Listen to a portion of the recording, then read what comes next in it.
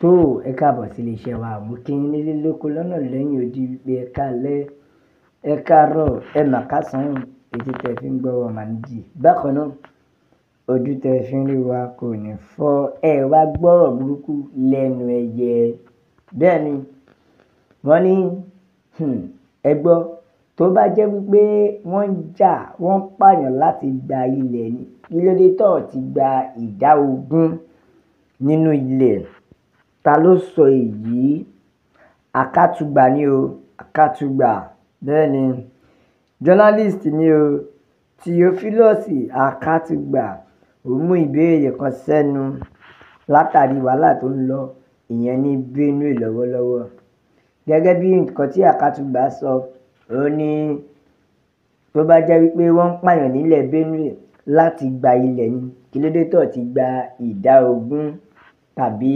100%.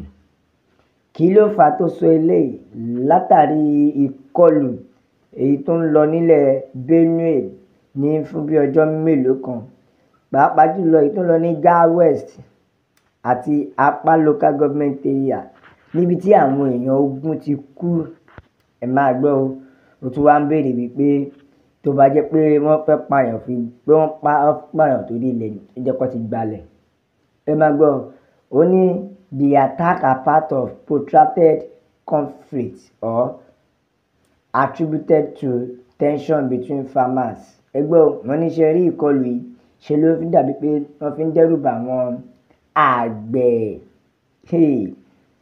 láti ṣe kíni lórí ilẹ̀ wọn àti lórí ohun àlùmọ́ọ́nì wọn ó ní fún ìdí èyí ẹ̀kọ́ wò bóyá wọ́n gbalẹ̀ ni ó ní pàtó nǹkan tó ń gbà ojú pé ohun àlùmọ́ọ́nì ni wọ́n fẹ́ máa kó pé wọ́n ti fura pé Nàìjíríà àti pàápàá jùlọ àwọn orílẹ̀-èdè kọ̀ọ̀kan ní ohun àlùmọ́ọ́nì tó dáa wọ́n ní fún ìdí èyí kì í ṣe pé lẹ́nìkan ló wá gba ohun àlùmọ́ọ́nì ló wá gbà ọ̀gbẹ́ni ọ̀sìnmí ènìyàn nìyẹn o ẹ máa gbọ́ if it's really that they are killing in Benue to take over the land why haven't they taken at least 20%?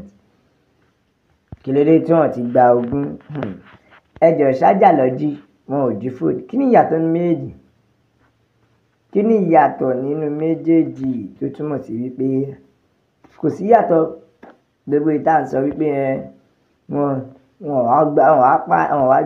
wá gba ilẹ̀ wọ́n kàn wá gba àlùmọ́ọ́nì kí ni ìyàtọ̀ àní bàbá yìí gan ẹ̀yọ́ Nàìjíríà ọ̀rọ̀ yín ti sú mi ẹ̀yin olóṣèlú Nàìjíríà àmọ́ bíi tẹ́ máa ń ronú lọ ńgbà mí ẹja gbọ́n tẹ́lómi sọ bẹ́ẹ̀ nìkan jẹ́ pé òun mọ nǹkan tí Akúngbà fi ń sọ lórí ìdí pé àwọn Fúlàní pé nǹkan tó fi pààyàn ní Benue State pé lákọ̀tì lè bẹ̀rù ó ní wọ́n kàn pààyàn ṣé wọ́n pọ̀ fún pé kọ́kọ́ lè bẹ̀rù káwọn àgbẹ̀ lè bẹ̀rù pé pàápàá jùlọ kọ́ fi ilẹ̀ wọn lẹ̀ kí ni ìyàtọ̀ ní méjì gẹ́gẹ́ bí oníwèé ìròyìn wọ́n ní you should know better than the people you are deceiving ó ní ó jẹ́ kó mọ̀ pé kò sọ́bọ mọ́ kò sẹ́ni tó gọ̀ at least ṣe rí gbogbo ogun tó ń lọ lórílẹ̀‐èdè káàkiri wọ́n ní pàápàá jùlọ èyí tó dá lórí ilẹ̀ gbígbà òun ló pọ̀ jù àti pé kí ìlú jẹ́ mùsùlùmí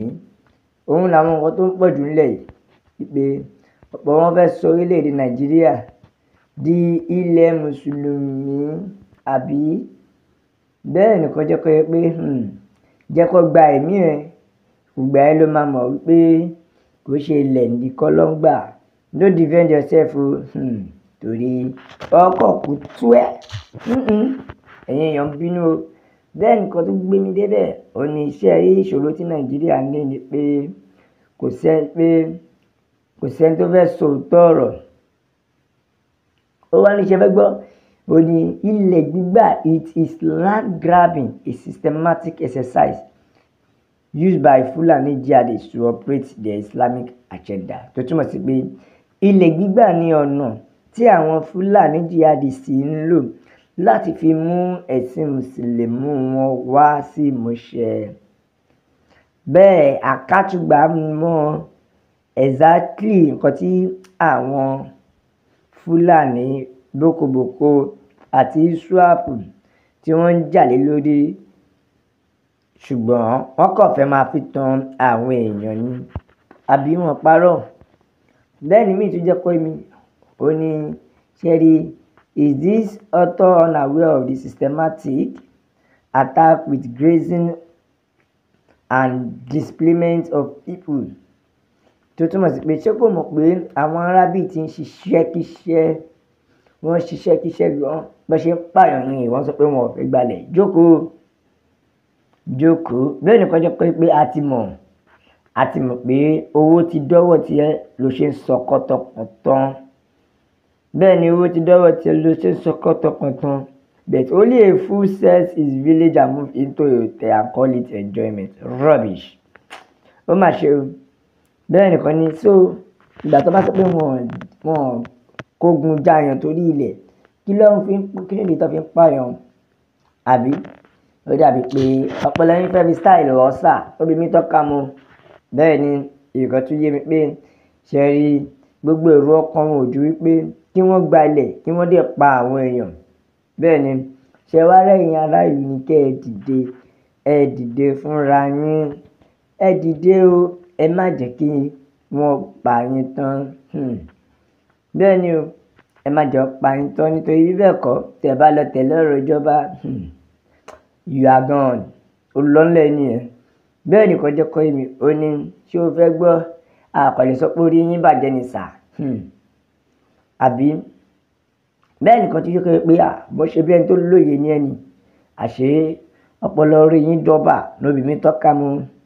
Wọ́n ní Fúlàní tí wọ́n fi jihadist war láti fi gba orílẹ̀-èdè Nàìjíríà, kó ṣe Benue nìkan kó lè mọ̀ wípé gbogbo ibi ló wà, ṣé ìyẹn wọn fi gbalẹ̀?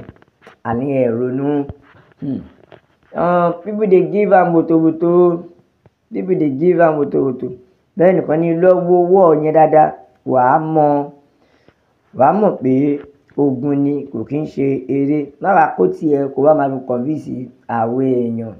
Stop spreading rumor or posting fears to the men like women. Bẹ́ẹ̀ ni o, bẹ́ẹ̀ náà nìkan tún jẹ́ kó pé ẹbí ẹ̀kọ́ tó bá jẹ́ pé wọ́n ti pa ẹbí ẹ̀kọ́ ni, ò ní sọ pé kò ṣẹlẹ̀ lọ ń já sí. Ẹrú ẹ̀yìn àwọn yẹn bàbá mi Yorùbá nation la fẹ́. Òmìnira ilẹ̀ Yorùbá òun ló jẹ wá lógún. Nílé lóko lọ́nà lẹ́yìn òde, ẹ bá mi bó kó lọ fà. Ẹ like, ẹ share, ẹ subscribe, ẹ bá ń tẹ̀ sójú ẹ̀. Ẹ jẹ́ yáwọn èèyàn pé Yorùbá nation nìkan ni o. La fi sọ pé a ó máa bẹ ọ̀rọ̀ bí ẹni bẹ ṣú ni. Atẹ́lẹsẹ̀ á sì máa bẹ̀ náà o. Gbogbo ẹni tó wá láòní dé ńkọ́, òun máa láòní dé bá. God bless Yorùbá nation. Ọlọ́run á bùkún orílẹ̀-èdè mi o. Ó dàbọ̀.